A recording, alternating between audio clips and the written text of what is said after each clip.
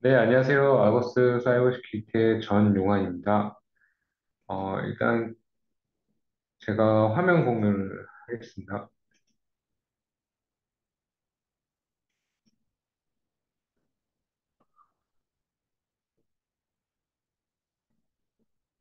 네, 화면이 보이실까요? 네, 잘 보입니다. 네, 저는 이제 오늘 아래와 같은 아젠다로 이제 회의를 진행하려고 합니다. 일단 현재 가장 최근에 기사 이슈화 되었던 기사를 먼저 설명을 드리고요. 그 기사에서 좀 어떤 해킹이 사용되는지를 설명을 드리겠습니다. 그리고 저희가 실제로 침투 테스트랑 퍼싱 테스트를 어떻게 하는지를 설명을 드릴 거고요. 그 다음에 또 한 가지 또 예를 가져왔는데요. 자동차 해킹에서 캔 네트워크를 어떻게 이용하는지 그런 또 예를 하나 추가로 가져왔고 거기에 대한 뭐 방어 수단으로 캔 IDPS를 또 간략하게 설명을 드리겠습니다. 그리고 시간이 남으면 저희 아거스에 대해서 회사 소개도 간단하게 할 예정입니다. 네, 지금 기사를 가져왔는데요. 이거는 올해 초에 나온 기사입니다. 그래서 런던 연고의 레인지 로버에 대한 보장을 거부하는 보험사라는 제목이었는데요. 이 자동차가 지금 영국에서 두 번째로 많이 도난당하는 차량으로 기록이 됐습니다. 2022년에 5,200대 이상이 도난이 되었고요. 이제 하루로 따지자면 매일 14대씩 도난이 됐고, 이게 대당 한 20만 파운드, 3억 4천만 원 정도의 금액에 해당하는 그런 차량이고, 뭐 단순히 곱했을 때 금액으로는 1.7조 원에 해당하는 금액이더라고요. 그래서 이 보험 청구가 늘어남에 따라서 이 자동차 보험을 중단하고 혹은 보험료가 뭐좀 기하급수적으로 인상이 되는 그런 일이 일어났습니다. 또 다른 그 기사에서는 이 레인지로버가 이렇게 훔치기 쉬운 이유가 뭐인지에 대해서 나와 있었고요. 여기서 사용된 기법이 릴레이 세프트, 릴레이 어택이라고 하는 방법으로 사용이 되어 있습니다. 이 기법은 제가 다음 장에서 조금 더 자세하게 설명을 드릴 거고요. 여기에서 이제 도난 방지를 하기 위해 어떤 조치를 취해야 되느냐라고 설명이 나와 있었는데요. 패러데이 박스라든지 시그널 블로커를 이용해서 그 스마트 키를 그 신호가 착폐되는 곳에 보관을 해라. 혹은 그 스티어링 휠을 하드웨어적으로 움직이지 못하게 막아놔라. 이런 식으로 도난 방지 방법이 제시가 되었습니다. 하지만 이제 차를 구매하는 입장에서는 이런 걸 따로 또 도난 방지를 해야 되는 게 좀 안타까울 뿐이죠. 다음 장에서 이제 릴레이 어택에 대해서 조금 더 자세하게 설명을 드리겠습니다. 이 릴레이 어택에는 이제 두 명의 도둑이 등장하는데요. 도둑 1번, 차에 있는 도둑 1번, 차 근처에 있는 1번 도둑과 2번 도둑, 집 근처에 있는 2번 도둑이 등장을 합니다. 이 도둑들은 이 1번 도둑은 이 두 도둑의 역할은 그겁니다. 이 집 안에 있는 열쇠가 마치 차 근처에 있는 것처럼 보이게 신호를 전달해주는 역할을 합니다.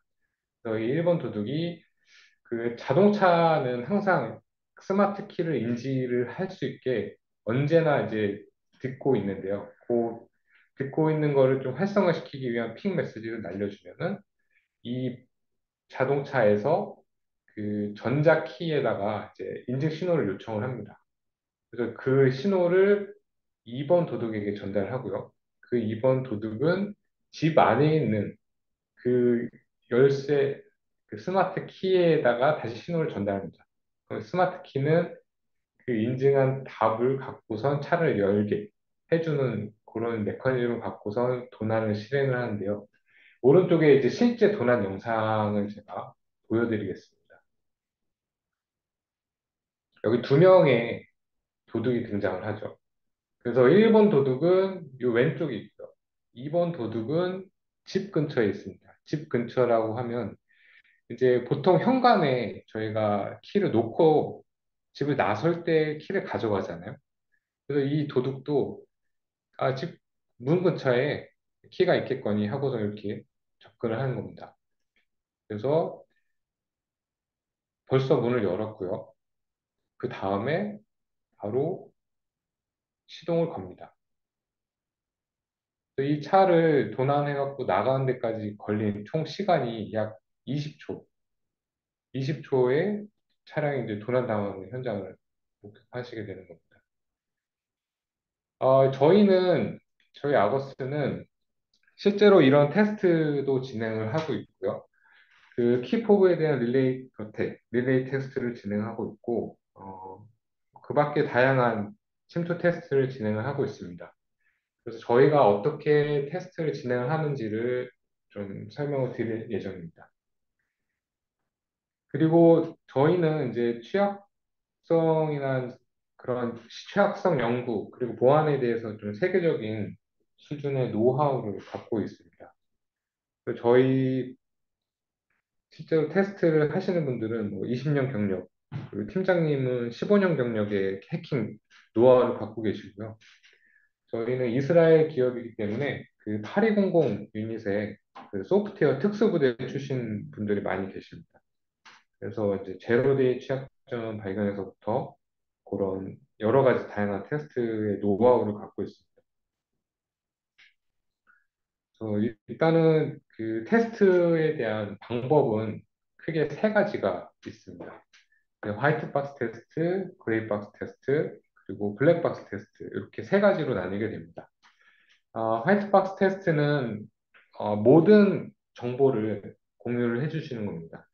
그래서 차량에 대한 아키텍처라든지 어떤 인터페이스를 사용하시는지 그리고 심지어 소스 코드까지 저희한테 공개를 해주셔서 테스트를 진행해 주세요. 취약점은 발견해 주세요. 라는 의뢰를 하시게 되는 겁니다. 반대로 있는 것은 이제 블랙박스 테스트인데요.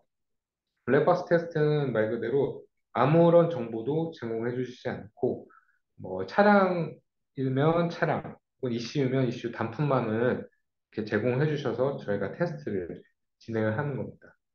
어떻게 보면 블랙박스 테스트가 실질적인 시나리오에 가깝다라고 볼 수가 있겠는데요.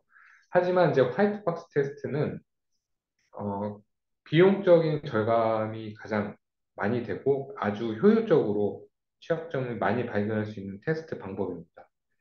하지만 지금 이제 소스 코드까지 제공하기가 어려운 실정이기 때문에 거의 많은 고객분들께서 그레이 박스 테스트를 요청하세요. 그레이 박스 테스트는 그 소프트웨어의 아키텍처 정도까지는 제공해 주시지만 코드, 소스 코드까지는 제공해 주시지 않고 바이너리라든지 심벌까지만 제공해 주시고 테스트를 진행하는 것을 그레이박스 테스트라고 합니다. 그래서 저희가 최대한 많은 정보를 갖고 시작을 해야지만 가장 효율적으로 가장 많은 취약점을 발견을 하게 되는 것입니다. 여기서 약간 기존의 테스트와 혼동이 되는 게 취약점을 많이 발견하면 안 되지 않나요? 라는 건데요. 하지만 지금 취약점을 많이 발견하고 그 취약점을 최대한 알고 있어야지 나중에 취약점 관리가 쉬워지게 되는 것입니다. 지금 취약점을 하나도 없게 만드는 게 이 테스트의 목표가 아니라 최대한 취약점을 많이 발견해서 거기에 대한 보완을 최대한 많이 하시는 게 이 테스트의 목적이라고 할 수 있겠습니다. 저희는 아래와 같은 테스트 방법론을 갖고 테스트를 진행합니다. 일단은 계획을 해야겠죠. 그 위협이라든지 공격 표면, 그리고 평가 영역, 뭐 이런 거에 대한 그런 식별을 먼저 합니다. 그래서 언제 어떻게 테스트를 진행할지 쭉 계획을 짜고요. 그 다음에 두 번째로 진행하는 게 저희가 인하우스 툴로 갖고 있는 자동화 테스트, 퍼징 테스트를 사용해서 그 로우 행잉 프루트라고 하는데 아주 쉽게 찾아낼 수 있는 취약점을 먼저 찾아냅니다. 예를 들어서 지금 거의 공통적으로 많이 발견되는 취약점들이 있어요.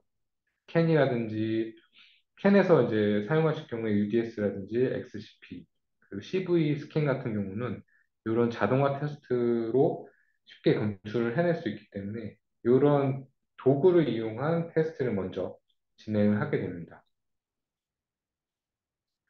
그 다음에 이제 그 평가 영역에 대한 심층 연구가 세 번째로 들어가게 되는데요. 코드라든지 바이너리 영역에서 어떤 기능을 하고 있는지를 식별을 하고, 그리고 이것을 이용할 때 이제 코드라든지 심볼을 사용합니다. 그래서 외부 인터페이스를 역추적하거나 안에서 펑션이 어떻게 돌아가는지를 보고 암호화 상수, 문자열, 그리고 메모리 매핑 이런 것들을 기반으로 저희는 힌트를 찾아낸다고 얘기를 하고 있습니다. 그 다음에 이제 네 번째는 실제로 취약점을 찾게 되는 부분입니다. 저희는 이 테스트를 하는 분들은 이 부분이 좀 예술적인 영역이다라고까지 말을 하고 있는데요. 저희 공격적인 이제 보안 관점에서 실제로 테스트 해커들이 이런 취약점을 발견해내고 그 소스 코드 검사라든지 바이너리에 대한 리버스 엔지니어링을 수행을 하고 있습니다. 그리고 실제로 이제 이슈를 동작을 시켜서 동적 결과도 분석을 하고 있습니다. 동적 결과 분석은 그런 뭐 스니핑이라든지 그런 디버깅 도구를 사용해서 체크를 하고 있습니다. 이후에 다섯 번째로는 그 실제로 저희가 발견한 테스트 취약점이 실제로 해커들이 발견을 할 수 있는지를 동적으로 확인을 합니다. 그래서 이 취약점에 대한 심각도 그리고 점수를 매긴 다음에 여기에 대한 악용 가능성을 평가를 하고 최종적으로 고객한테 리포트를 하고 있습니다.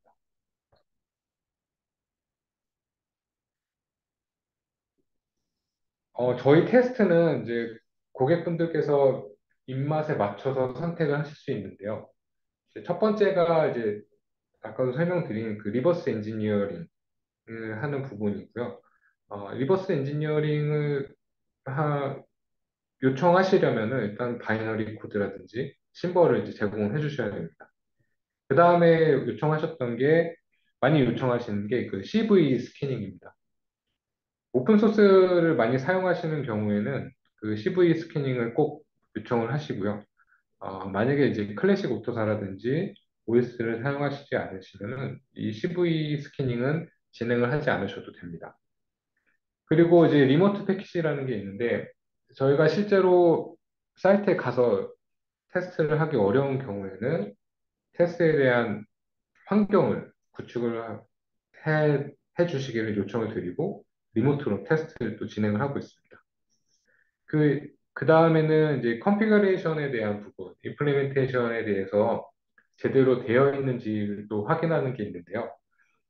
이 부분은 이제 랜덤 넘버 제너레이터에 대한 함수라든지 뭐 HSM이라든지 SECOC, SECOC라든지 이런 걸 제대로 구현이 되어 있는지를 확인하고요. 그리고 뭐 포트에 대해서도 사용하지 않는 포트가 잘 디세이블 되어 있는지 이런 부분도 확인을 하고 있습니다. 그 다음에는 이제 퍼징 테스트인데요. 퍼징 테스트는 이후에도 제가 조금 더 자세하게 설명을 드릴 예정이지만, 다른 테스트는 하지 않고 퍼징 테스트만 요청을 하시는 분들도 계세요. 이 테스트도 침투 테스트의 일종이기 때문에 이 퍼징 테스트만으로도 어느 정도 침투 테스트를 대체할 수 있다라고 설명을 드릴 수 있겠습니다. 그리고 취약점에 대한 리서치는 저희가 발견하는 취약점이 고객마다 다를 수가 있기 때문에 그 취약점에 대한 평가를 저희가 진행을 하고 거기에 대한 보완을 어떻게 하시는지를 또 가이드를 하고 있습니다.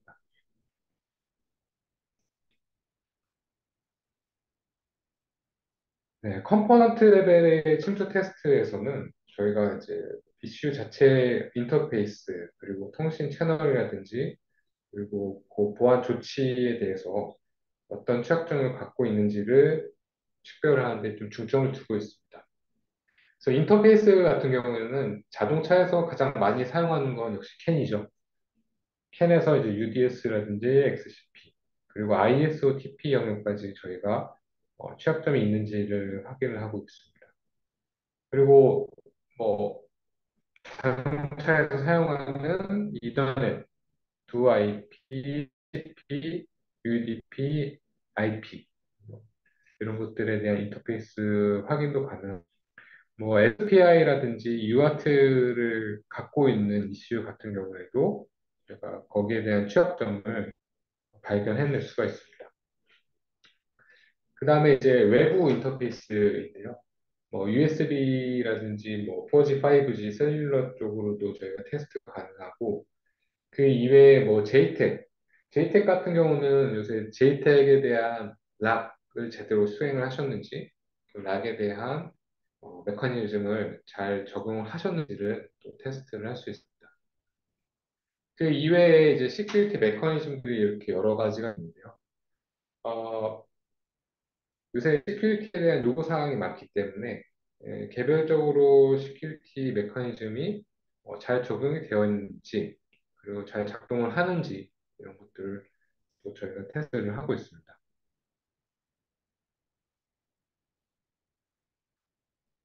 크게는 이제 아래와 같이 패키지 형태로의 테스트도 제공을 하고 있습니다. 크게 뭐 네 가지로 볼 수가 있겠는데요. 일단은 베이스 패키지. 이 베이스 패키지는 뭐 퍼징 테스트라든지 JTAG에 대한 테스트라든지 공통되거나 혹은 필수적인 기능만을 검증을 위한 테스트입니다. 그 인터미디엇 중간 레벨 패키지는 추가 시험을 진행을 하게 되는데요. 시큐어 부팅이라든지 HSM 그리고 리버스 엔지니어링을 통해서 이런 테스트를 구현을 하게 됩니다. 그다음에 약간 고급 패키지는 하드웨어라든지 ECU 간의 통신 그런 심층 테스트를 수행을 하고 있고요. 마지막에 이제 맞춤형 테스트는 고객의 요구에 따라서 뭐 인터미디엇 혹은 어드밴스드 패키지에서 어떤 테스트를 원하는지 그런 테스트를 이제 선택해서 진행을 할 수가 있습니다. 그 이후에 이제 차량 레벨에서도 테스트를 진행을 하고 있습니다. 자동차 업체 OEM에서는 이런 차량 레벨 테스트를 뭐 간간히 요청을 하시는데요. 이 목표가 이제 대상 차량의 이 아키텍처에서 어떤 가능한 위협이 있는지, 가능한 취약점이 있는지를 식별을 하고 있습니다. 이 테스트는 실제로 아까 뭐 영상에서 보신 것처럼 그런 공격자들이 시스템의 구성 요소를 뭐 손상시킨다든지 탈취가 가능한다든지 이런 것들을 가정을 하고선 테스트를 진행을 하고 있습니다. 그리고 뭐 차량 내 OBD2 포트를 통해서 그 차량 내 네트워크에 연결을 하는 테스트로 진행을 하고 있고요. 그리고 세 번째로는 이제 공격자가 어떤 시스템이라든지 그 차량, 운전자에 대한 그 심각한 영향을 끼칠 수 있는 그런 것들을 확인하기 위한 체크를 또 진행을 하고 있습니다. 그래서 마지막으로 이제 저희 연구팀이 그런 식별된 공격 시나리오, 취약점을 발견이 되면 거기에 대한 완화, 조치 방법을 제안을 해드리고요. 어떻게 조치를 하실지 가이드도 드리고 있습니다.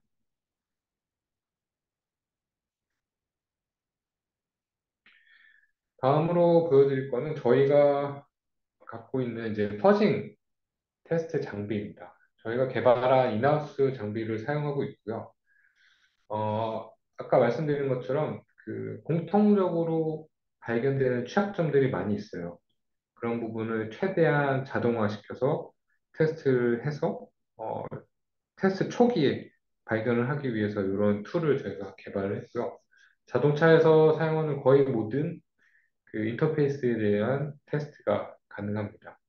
캔과 이더넷, 그리고 플렉스레이, 린 이런 부분까지 테스트가 가능하고 그 손쉽게 사용할 수 있도록 이렇게 UI도 만들어서 그 버튼을 한번 누르면은 테스트가 쫙 자동으로 될 수 있게 제가 설계를 해놨습니다.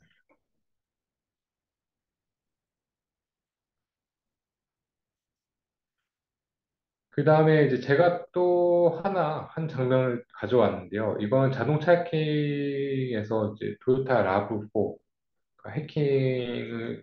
해킹이 되는 그런 장면입니다. 이번엔 화면을 먼저 보시겠습니다. 여기 두 명의 도둑이 오죠. 이렇게 뚝딱뚝딱 체크를 하면서 보시면은 거의 지금 요 왼쪽 앞에서 이 휴대폰 플래시를 켜서 이제 테스트 차량 탈취를 이제 수행을 하고 있습니다.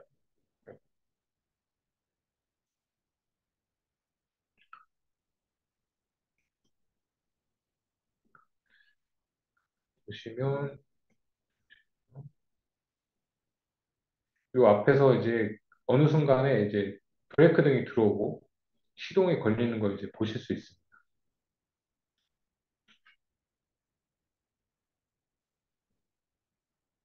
전조등이 켜졌고요. 문이 열렸고 차량을 탈취해서 가는 장면입니다. 이 탈취 장면도 2분 안에 이루어졌어요. 여기서 이 왼쪽 앞에 도둑이 두 명이 여기서 계속 뭔가를 작업을 했죠.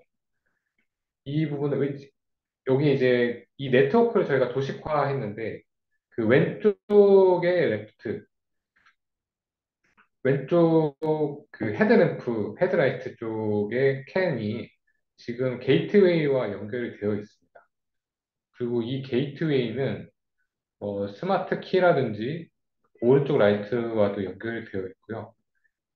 그 하위단의 네트워크 캔과 연결이 되어 있고 이 상위단의 엔진 컨트롤 영역과도 같이 연결돼 있어서 원래 맞는 메커니즘이라면 스마트 키 ECU에서 게이트웨이에 지금 키가 제대로 인식이 되어 있고 그 이모빌라이저를 언락해라 라는 명령을 게이트웨이가 받아서 이 명령을 엔진에 주는 게 원래 제대로 된 메커니즘입니다.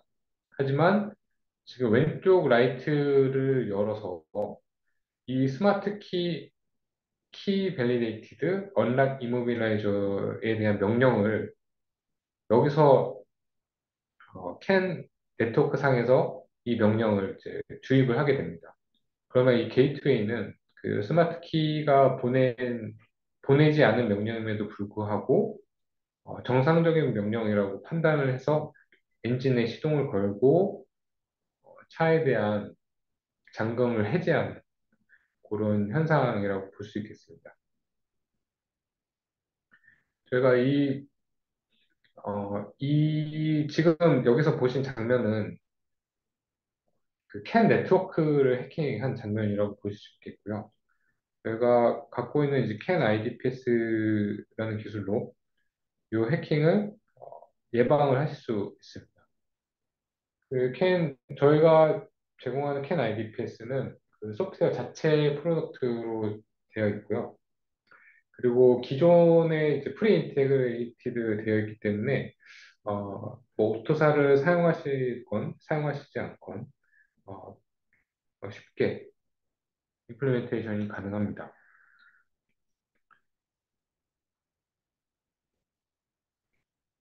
저희가 이제 특허로 출원한 캔 IDPS에 대한 그 디시전 트리 있고요. 캔에 대한 트래픽이 들어오게 되면 저희가 갖고 있는 룰 엔진이 이 메시지들을 일일이 다 체크를 하고 있습니다. 그래서 결과로 이 메시지가 얘가 해킹이다, 혹은 해킹이 아니다, 위협에 대한 메시지인지 아닌지를 판단을 하는 게 이제 바로 나오게 됩니다. 그 해킹에 대한 판단은 이 룰 엔진에서 판단을 하게 되는데요. 메시지 아이디가 제대로 되어 있는지, 그리고 메시지에 대한 DLC가 맞게 들어오는지, 그리고 메시지에 대한 타임스탬프, 그런 사이클 타임들이 잘 맞게 들어오는지를 판단을 하게 됩니다. 이 메시지 자체에 대한 테스트는 기존에 설정되어 있는, 그리고 정의되어 있는 메시지의 그 리스트들이 그 DBC에 정의가 되어 있겠죠. 그런 어, 이미 합의된 메시지들만 사용을 하고 거기에 룰을 벗어나는 신호들은 저희가 이제 해킹으로 간주하고 어, 네, 그, 그 메시지에 대한 노드를 차단한다든지 메시지를 차단한다든지 이런 조치를 또 취하게 되는 것입니다.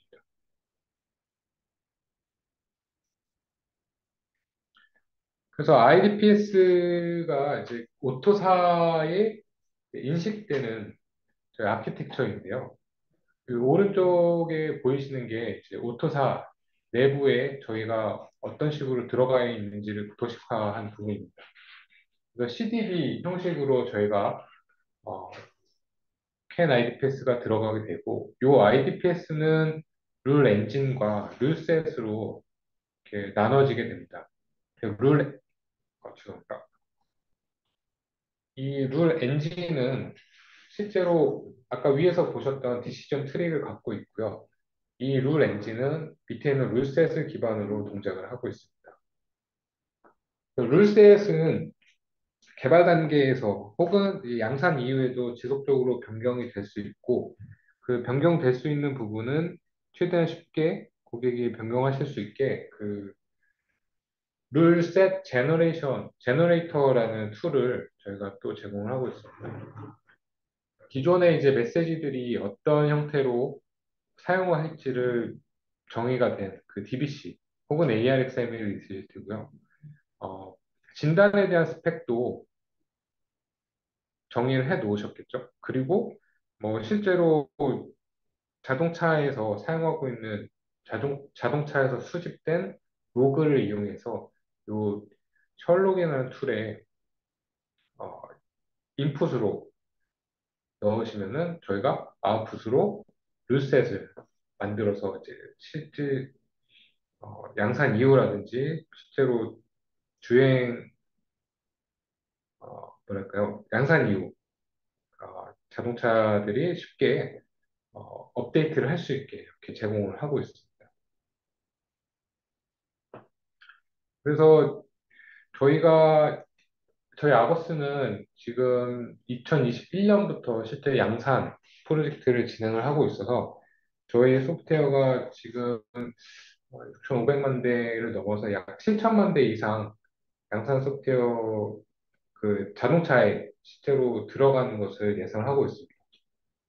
전 세계에 지금 200명 정도 직원이 있고요. 한국에는 올해까지 한 8명 정도 이제 채용할 예정입니다. 지금 현재는 4명이 근무를 하고 있습니다. 그래서 그다음에 이제 실제로 저희가 아까 보셨던 것처럼 그 캔 IDPS가 그 특허 출원되어 있는 기술로 약, 약 100개의 그 특허 등록 출원을 준비하고 있는 특허가 있고요. 그리고 소프트웨어 자체를 사용하기 때문에 어떤 하드웨어를 사용하시던 어떤 OS를 사용하시던 상관없이 저희 소프트웨어가 적용이 가능합니다. 그렇기 때문에 이제 코스트에 대한 리덕션도 뭐랄까요? 그 비용 절감도 충분히 하실 수가 있고요. 저희는 이제 자동차에 특화된 솔루션을 제공하고 있고, 자동차에 대한 테스트라든지 모의 해킹만을 진행해 왔기 때문에 이 부분에 있어서는 아주 자부심을 갖고 있습니다. 그리고 다른 여러 회사와도 파트너십을 맺고 일을 하고 있습니다. 아, 이 장표가 이제 저희가 제공하는 모든 프로덕트와 서비스에 대한 내용인데요. 네, 자동차 내부의 프로덕트는 아까 설명드렸던 캔 IDPS 뿐만이 아니라 이더넷 IDPS, 그리고 ECU 자체에 대한 IDPS, 이렇게 크게 세 종류에 대한 IDPS가 있고요. 그 자동차 외부의 프로덕트는 VSOC 그리고 VVM 이렇게 두 가지가 있습니다. VSOC은 차량 관제 시스템으로 서버 단에서 차량들이 잘 운행이 되고 있는지 그리고 어떤 차량이 어떤 소프트웨어를 사용하고 있는지 업데이트가 필요한지 이런 것들을 관제하는 그런 관제 시스템이고요. VVM 같은 경우는 자동차 안에 이슈가 어떤 이슈가 있고 그 이슈에서는 어떤 소프트웨어 버전을 사용하는지 그리고 그 소프트웨어에서 어떤 취약점이 발견되고 있는지를 어, 자동으로 관리를 해야 하는 그런 툴이라고 보시면 됩니다. 그리고 서비스로는 아까 설명드렸던 침투 테스트가 가장 크게 있고요. 저희가 침투 테스트를 지금까지 약 300회 이상 진행을 해왔고, 저희가 자부하는 거는 이 테스트를 하는 동안 어, 실패를 한 적이 없었습니다. 모든 테스트 의뢰에서 취약점을 발견했다는 게 또 저희 자부심입니다. 그 이외에 이제 CSMS 셋업이라든지 컨설팅 부분도 서비스로 제공을 하고 있습니다.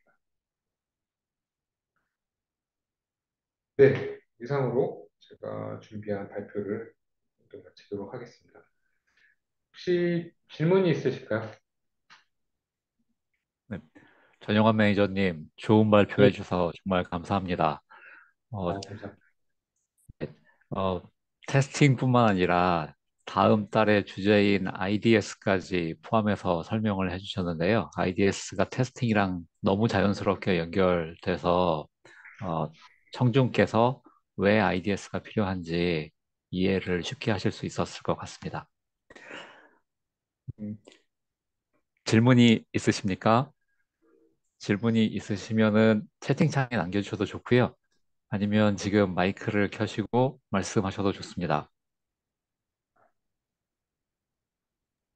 질문 하나 있습니다. 네. 채팅창에 질문이 있는 건가요? Q&A 여기, 여기 있나 네. 보구나. 여기 있습니다. 안녕하세요. 한성대학교 박승현입니다. 좋은 발표 감사드립니다. RAV4 해킹, CAN 인젝션 for car theft 메시지 주입의 성공 요인으로 추가 분석된 내용이 있는지 궁금합니다. CAN 메시지가 차량 내부 네트워크에서 브로드캐스팅 되지만 도메인 컨트롤러가 있기 때문에 헤드램프와 다른 도메인의 PKE나 엔진 컨트롤까지는 확산이 쉽지 않으리라고 보이는데 어떻게 이게 가능했을까? 또한 제어 메시지를 주입해서 명령을 동작시키려면 차종별 캔 DBC의 메시지를 시멘틱을 정확히 알아야 할 텐데 그건 어떻게 했는지 궁금합니다. 추가로 알려진 내용이 있는지 궁금합니다. 라고 문의하셨습니다.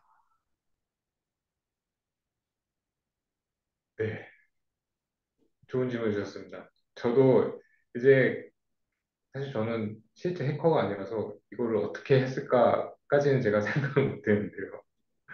어, 일단 해커들은 저희가 생각하는 것보다 똑똑한 것 같아요.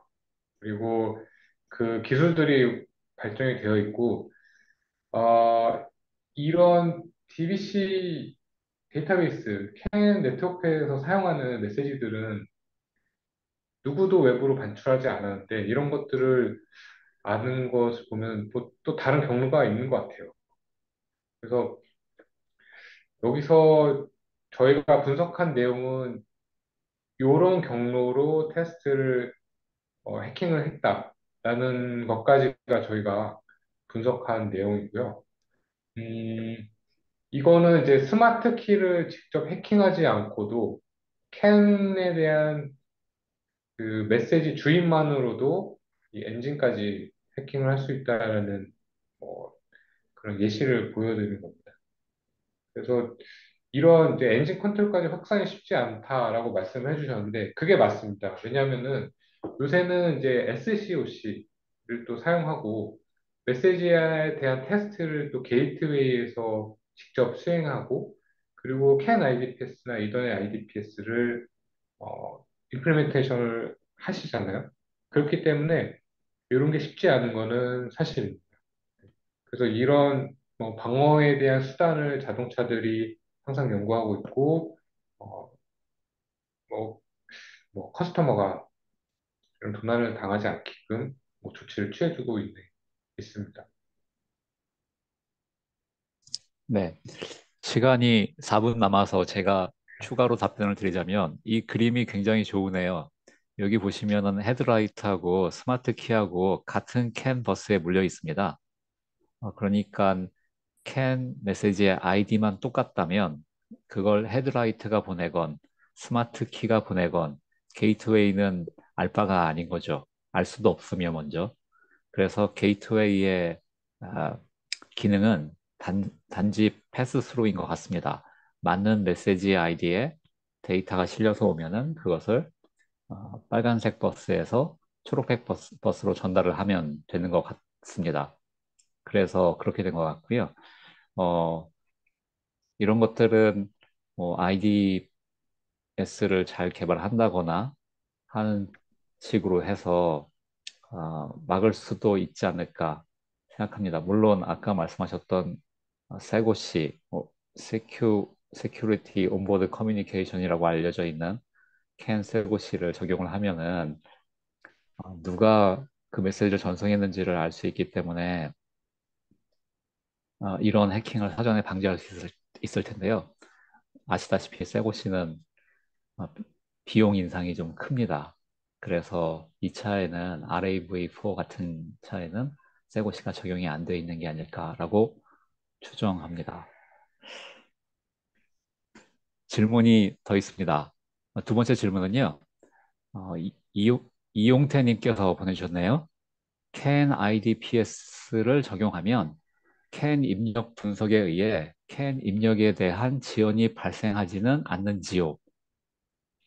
네, 네, 네, 이것도 좋은 질문이십니다. 지금 여기서 보이시는 게 이제 디시전 트리인데요. 각각의 디시전마다 한 틱씩 딜레이가 발생하는 건 사실이지만, 전체적으로 봤을 때 메시지 레벨에서 마이크로 세컨드 정도의 딜레이가 발생은 하고 있습니다. 하지만 그게 실제로 제어기 레벨에서 그런 동작성에 문제가 있지는 않습니다. 네, 마이크로 세컨드 레벨의 지연이 발생하는군요. 예, 네. 캔 메시지 이 딜리버리 피리어드의 공차가 플러스 마이너스 미리세컨드니까는 미리세컨드 단위니까 뭐 마이크로 세컨드는 크게 문제 없을 것 같습니다. 마지막 질문입니다. 익명 참가자님께서 하셨고요. 발표 감사합니다. 300회 이상 테스팅을 진행하시는 과정에서 제로데이 취약점이 발견된 사례가 있었는지 궁금합니다. 있다면 공개 가능한 범위에서 어떤 제어기에 어떤 소프트웨어 혹은 하드웨어 취약점이었는지 공유해 주실 수 있는지 궁금합니다. 제로데이 질문 나왔네요. 예, 맞습니다. 어, 이제 뭐 안드로이드 오토라든지 리눅스를 사용하시는 경우에는 이 제로데이 취약점이 발견이 될 수밖에 없어요. 그래서 뭐 오픈 소스 스캐닝을 하게 되면 거기서 뭐 이전 버전의 OS 혹은 이전 버전의 그런 펌웨어를 사용하셨다는 경우에는 이런 취약점이 많이 발견되고 있어요. 아, 그러니까 이미 알려진 취약점의 스캐닝을 통해서 어, 취약점을 찾았는데 예. 그거는 이제 그렇다는 것은 예전에는 걔들이 제로데이였겠지만은 지금 아주 새로운 것, 완전히 예전에 등록이 안 되어 있는, 발견된 적이 없는 그런 취약점을 발견하신 것은 있는지 없는지 명확하지 않군요. 완전 새로운 취약점 완전 발견하신, 새로운 취약점 같은 경우는 저희가 항상 발견을 하고 있습니다. 이제 고객마다 소프트웨어에 대한 구현 방법이 다르고, 네, 그리고 자동차마다 시큐리티 콜이 다르기 때문에 네. 그 특정 자동차 혹은 특정 이슈에 대한 취약점은 또 저희가 발견을 하고, 해당 테스트를 요청한 고객에게만 그 정보가 오픈이 되고 있습니다. 그렇죠. 그래야죠. 그게 맞죠. 네, 네, 그거는 나중에 뭐 그 고객사가 오픈을 하면은 오픈을 할 수 있으나 아고스에서 오픈하실 수는 없는 그런 입장이시겠죠? 네, 맞습니다. 알겠습니다. 음, 저희가 45분까지 해야 되는데 딱 46분이 됐습니다. 그래서 마지막에 이거 중요한 질문이라서 발표 자료를 받을 수 있을까요? 라고 문의하신 게 있으십니다. 아, 예. 저희가, 네. 네, 발표 자료 공유해드리도록 하겠습니다. 네. 자동차 공학회로 주시면 예. 공학회를 통해서 배포할 수 있도록 그렇게 마련하겠습니다. 네, 알겠습니다. 수고 많으셨습니다. 네, 감사합니다. 네.